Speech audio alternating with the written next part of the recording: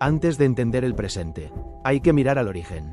Hoy viajamos al pasado para comprender mejor quiénes somos. Entrevista imposible. Un agricultor del Valle del Nilo egipcio en el Imperio Antiguo. Bienvenidos a Entrevistas Imposibles. Hoy viajamos más de 4000 años atrás, a un pequeño poblado del Valle del Nilo, para conocer a un aldeano egipcio. Descubriremos cómo trabajaba, cómo vivía, qué soñaba, y cómo vería nuestro mundo moderno. Gracias por acompañarnos.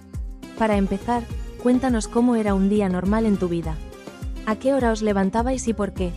Me levantaba antes de que el sol despuntara en el horizonte, cuando el aire todavía era fresco, y la brisa del río Nilo traía un respiro. Era el mejor momento del día, antes de que el calor implacable nos obligara a buscar la sombra. En esas primeras horas, ya estábamos en los campos, arando la tierra negra y fértil que el río nos regalaba, o llevando al ganado a pastar. ¿Cómo era vuestra jornada laboral?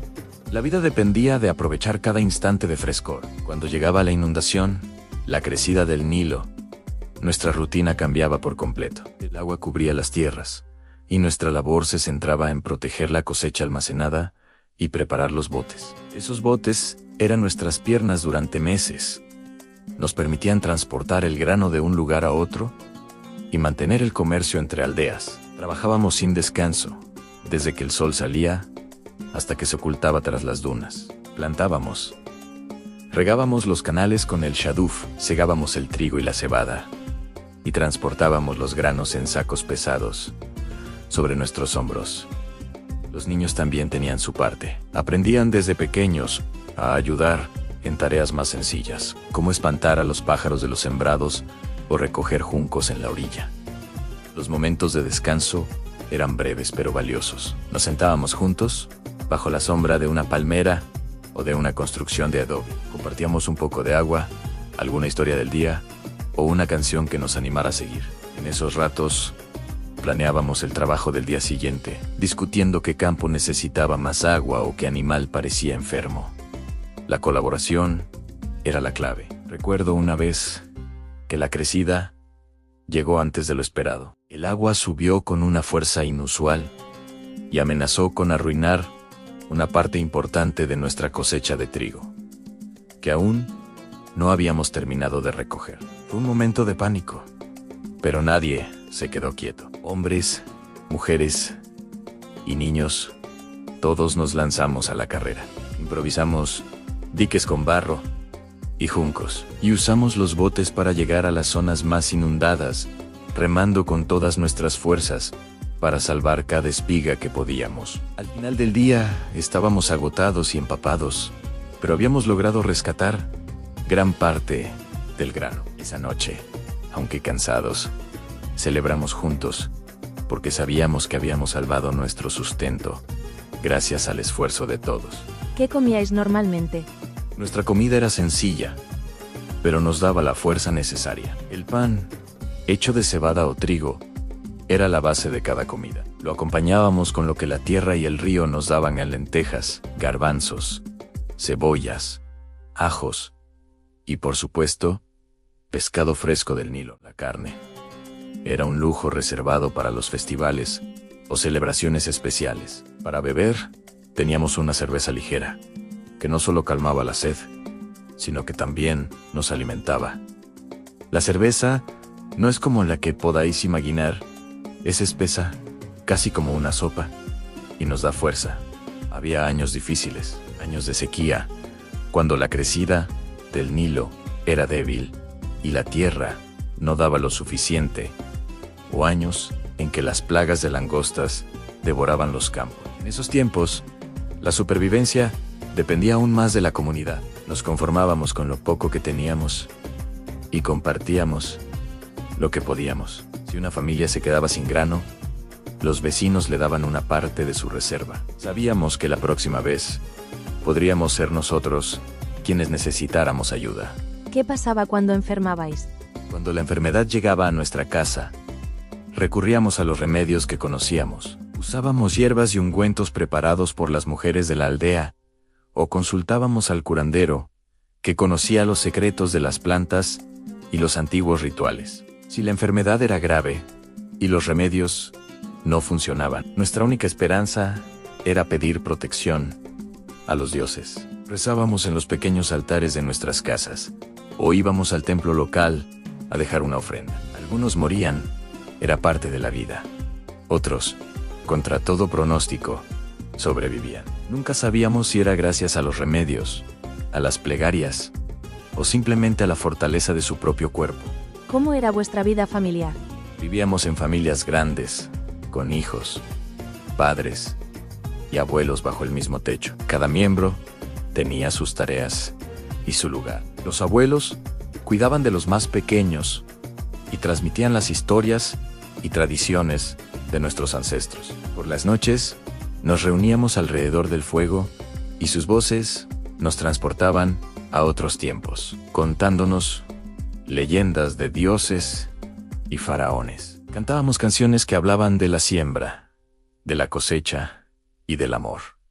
La comunidad era nuestra red de seguridad. Nos ayudábamos en las cosechas, en la construcción de una nueva casa, o cuando alguien enfrentaba un problema. Sin la comunidad, un hombre solo no podría sobrevivir en esta tierra. ¿Qué dioses adorabais y cómo influían en vuestra vida? Nuestra vida entera estaba ligada a los dioses. Adorábamos a Ra, el dios sol, que cada mañana nos regalaba la luz y el calor necesarios para que las cosechas crecieran. Venerábamos a Osiris, que nos prometía la vida después de la muerte y aseguraba la fertilidad de la tierra. Y amábamos a Hathor, la diosa de la alegría, la música y el amor, que nos cuidaba y nos traía felicidad. Cada acción, desde la siembra hasta la construcción de un canal, dependía de su favor. Creíamos firmemente que si fallábamos en nuestras ofrendas o rituales,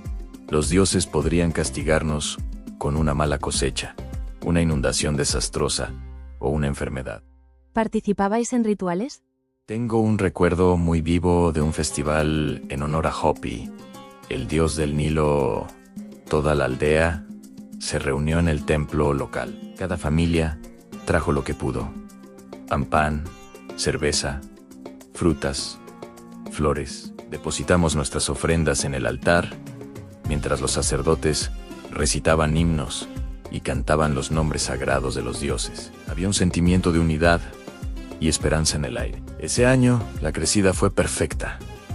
Ni muy alta, ni muy baja. La cosecha fue la más abundante que recordábamos en mucho tiempo. Todos en la aldea decían que los dioses nos habían escuchado, que nuestras ofrendas habían sido aceptadas. Participar en esos rituales nos enseñaba disciplina, gratitud y, sobre todo, nos recordaba que éramos parte de algo más grande. Sin esa fe compartida, la comunidad no estaría tan unida y las duras tareas diarias serían mucho más difíciles de sobrellevar. ¿Qué esperanzas tenías para tu familia? Mi mayor deseo siempre fue sencillo: que mis hijos crecieran sanos y fuertes, que tuvieran un pedazo de tierra para trabajar y las herramientas necesarias para hacerlo. Quería enseñarles a respetar a la comunidad y a honrar a los dioses, como mi padre me enseñó a mí. ¿Y tus sueños personales? Mi aspiración personal era ser recordado como un buen padre y un trabajador honesto. A veces en mis ratos libres sentía curiosidad por aprender más sobre los jeroglíficos que veía en los templos, o entender mejor los rituales complejos de los sacerdotes. Pero mi deber principal siempre fue ayudar a mi familia y a mis vecinos. ¿Qué te sorprendería de nuestro mundo?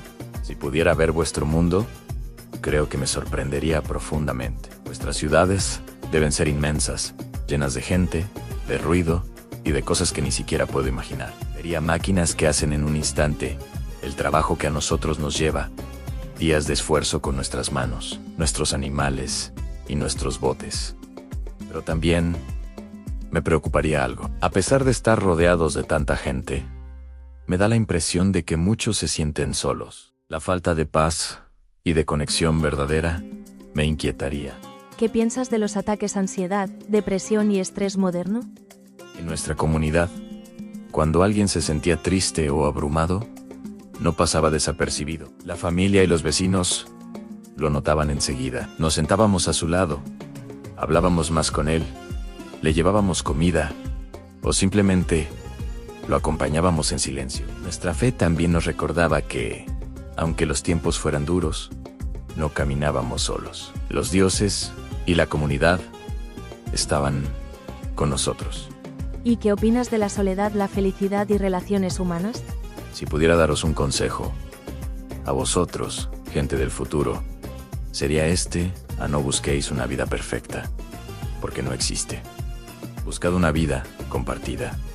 Comed juntos más a menudo. Trabajad codo con codo cuando alguien lo necesite. Ayudaos los unos a los otros, sin esperar nada a cambio. La felicidad, la verdadera, no se encuentra en tener más cosas, sino en la certeza de no estar solo. Cuando la noche cae y el trabajo del día termina, sentaos en silencio por un momento. Mirad a vuestra familia, a vuestros amigos. Valorad lo que tenéis, por poco que parezca, y agradeced por cada nuevo día. Esa es la lección más importante que el Nilo y esta tierra me han enseñado.